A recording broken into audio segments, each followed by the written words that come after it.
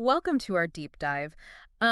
This time you've sent us not articles or reports, but a collection of internet search terms. It's really No. unique. Oh, wow. And it seems like you're all interested in the information surrounding a presidential inauguration, Huh. specifically President Trump's Okay. and the actions he took on that first day in office. I see. So we'll try to sift through it all and highlight the most noteworthy points. Yeah, these search terms are fascinating. They're almost like a time capsule. You can really see the public's raw curiosity and concerns during a time of immense change. It is fascinating. The dominant theme that emerges is executive orders. Oh, really? What Trump signed, when he signed them, and what they meant for the country. Trump Executive Orders 2025, Executive Orders Trump, even what executive orders is Trump signing? Wow. So it seems people were really anticipating those initial moves from the very beginning. Right out of the gate. Absolutely. And executive orders come directly from the president. Yeah. So they often signal the immediate priorities of the new administration, which is why they tend to draw so much attention during transitions of power. And people weren't just searching for general information about executive orders. They were searching for specifics. Okay. We see things like Trump child support law Interesting. and Trump immigration.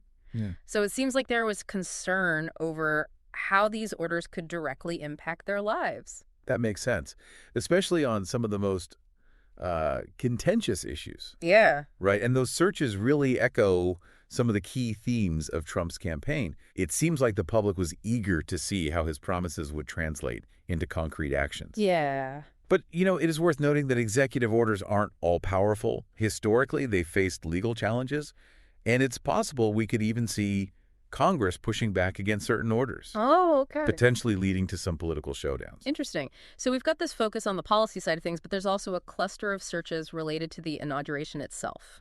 The time, the location, details about the swearing-in ceremony. Oh, really? Trump inauguration live, inauguration daytime. What time does Trump get sworn in? I mean, you'd think in the age of instant information, people would already know all that, right? It's true. Even with the internet, those formal rituals still hold a certain fascination.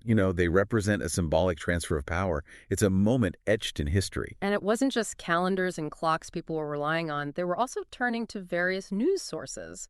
We can see searches for specific outlets like CNN, MSNBC, AP News, Right. and even NPR. This actually highlights a really interesting point. The increasingly fragmented media landscape. People have more choices than ever before in terms of where they get their news. And this can be both a good and a bad thing. How so? Well, having diverse sources is valuable, but it also raises questions about potential biases and echo chambers. Okay. And with so much information flying around, it's more important than ever to think critically and consider multiple perspectives. Absolutely. And speaking of a lot of information, there's a real sense of urgency conveyed in some of these searches. Trump Live. What did Trump sign today? Executive order signed today? Oh, wow. CN Live. Yeah, it's like everyone was glued to their screens waiting for real-time updates. Yeah. That's very characteristic of our modern news cycle. Uh-huh. The demand for instant information, fueled by social media and the 24/7 news cycle. People wanted to know what was happening minute by minute, especially with the rapid nature of executive orders. It's fascinating, right? Those searches for live updates. It shows how people weren't just passively taking in the information. Right. They wanted to engage, to really understand what was happening and what it all meant. Yeah. It wasn't just about knowing that Trump was signing those executive orders. It was what they said and how they would affect things. We even see searches like, what has Trump done so far? List of Trump executive orders, Trump.executive orders 2025. Clearly, people were digging deeper, going way beyond just the headlines. And that's where things get really interesting when we analyze all this. Looking at the specific language in these searches, we see patterns. They oddly give us a peek into what the public was anxious about and what their priorities were. Oh, okay. Like those repeated searches for Trump child support law and Donald Trump child support law. This tells us that this specific policy area was generating a lot of buzz. Certain topics were definitely lighting up those search bars, like immigration, too. A lot of activity around that. We see Trump immigration, immigration news, even Trump deportation. Exactly. There was a lot of worry about potential changes there. Uh-huh. These search terms, they're like a barometer of public sentiment. They show not just what was on people's minds, but also how much concern or even maybe anticipation there was around certain issues. It really is remarkable how much these searches capture a snapshot of the public's mindset during this big historical moment. And remember, this was just day one.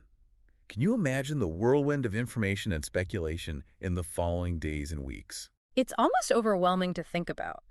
Doing this deep dive really makes you appreciate how information shapes our understanding of these events, the way we look for it, the way we get it. Absolutely, it's a crucial point. This look into the digital landscape surrounding Trump's inauguration shows how technology has completely changed the way we deal with these political transitions. It's interesting to see the variety of news sources people were using, too. We see big names like CNN and MSNBC, but also searches for the Associated Press, NPR, even more niche outlets like Newsmax and The Hill. That's a great observation. It shows the increasingly fragmented media landscape we have to navigate these days.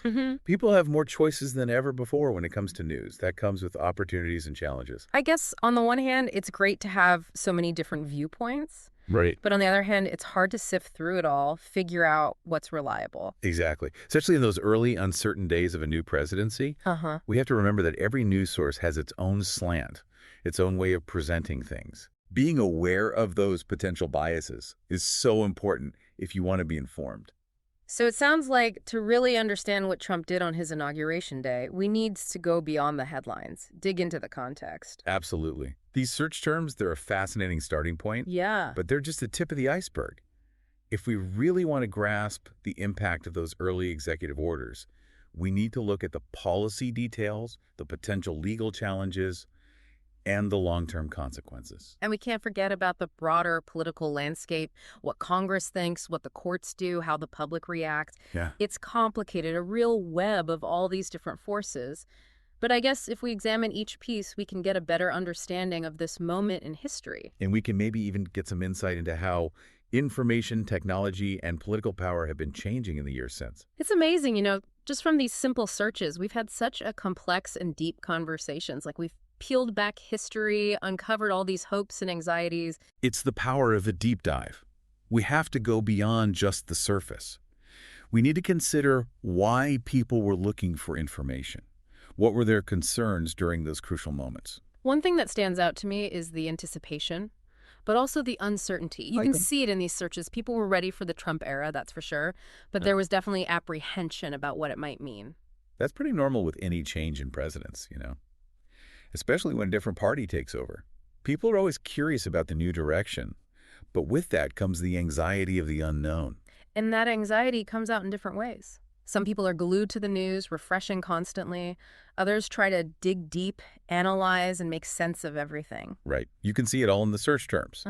For instance, we see what are executive orders, and do executive orders have to be approved by Congress? This shows us people were trying to understand how the government works, the limits of presidential power. And then there are searches like Trump's speech today and Trump's inauguration speech 2025. It's more traditional, like they wanted to hear his vision, straight from him. It's a good reminder that even with instant information, social media, all that, those formal speeches still matter. They still have meaning. So we've got this mix of old and new, tradition, disruption, hope, anxiety. It's a lot to process, all happening on this one day. It is, and that's why we have to look at these historical events critically. Consider all sides. Dig deeper for the real meaning. By understanding those initial reactions, the questions people had in the first hours of Trump's presidency, maybe we can better understand what his term was all about. That's a great thought. Maybe these search terms, they're like breadcrumbs through history, helping us to see the bigger picture. Well, we've covered a lot today. I hope this deep dive has given you a new appreciation for information, for how the public thinks and feels, and of course, the fascination with presidential transitions. It's been great exploring these sources with you. And remember, this is just the beginning. Keep asking questions, keep digging, and I'm sure you'll find even more. Today is your lucky day. Today is the day that our $3 website works for you, paying you directly to your PayPal daily. Imagine $3 ongoing continuous payments to your PayPal account. Imagine falling asleep and waking up to $300 in your PayPal account. How would this make you feel? How could this help you? What bills could you pay? What kind of fun could you have? What does that retirement look like now? All for a one-time payment of $3. This website is DFY done for you, fully built and completely hosted, and never stops collecting payments for you. You have spent $3 on coffee on a regular, but that coffee won't help you create multiple streams of income. Click the link below.